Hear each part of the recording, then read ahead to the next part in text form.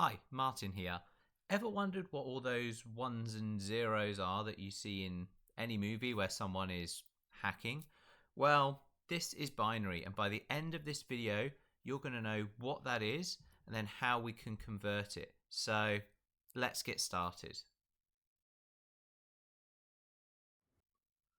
So first and foremost, what is binary? Well, binary code is code used in digital computers. It's based on a binary number system, essentially in which there are only two possible states, on and off. So this is symbolized with the 0 and 1.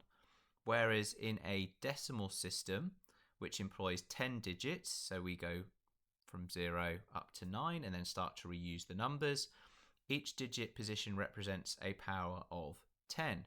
However, in a binary system, each digit position represents a power of 2.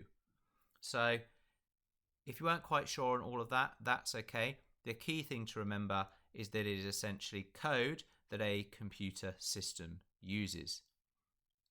So how do we go about converting a binary, which we know is that essentially base 2 number system, to our usual base 10 number system? So how do we take a binary number and turn it into a quote-unquote normal number? Well, let's take a binary number. So I'm just going to go for 1, 0, 1, 0, 1. Okay, so we have our binary number on here. Now, converting this is actually relatively straightforward, but the first thing that we need to do is draw a table. So I've got my table here. I'm going to add in some lines across. So whenever you're converting binary back and forth, this is what we need to do first. Now what we're going to do is we're going to start over here on the right hand side, and we're going to start with the number 1. From there we're then going to go to the number 2, and then 4, 8, 16, 32, and then 64. Now we can keep going, okay, but obviously what you're noticing is that we are doubling the number each 10. So remember what we said at the start, that binary is essentially each digit position represents a power of 2. So that's why it's doubling each time. So now what's the point of this table? Well, the point of this table is that we now take our binary number here. So I've got 1, 0, 1, 0, 1, and we write it in that bottom row.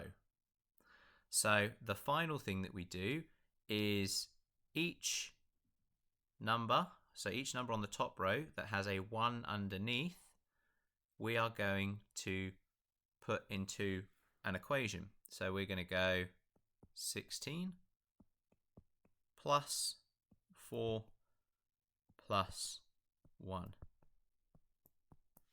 which gives us 21. So 10101 is the number 21. Okay, so again, once we've done our table, it's pretty straightforward to be able to change that. All right, so I'm going to erase some of this. So hopefully now we've got a good idea of how we can convert a binary number to our usual numbering system. All right, so how do we do it the other way around? So if we want to do it the other way around, so let's say we're going to take the number 43 and we're going to try and convert the number 43 into binary. We're going to use the exact same table, but what we're going to do instead is we're going to add the ones underneath the numbers that we need to add together to total 43. So we know we're going to start under 32, because if I go to 64, that's too high. So let's go ahead and put a 1 under 32. Okay, we're also going to have to put a 1 under 8, and then another 1 under 2, and another 1 under 1. We fill in our zeros here. So now we know that 43 equals 1, 0, 1, 0, 1, 1. So that's how we can convert our normal decimal base 10 number into a binary number.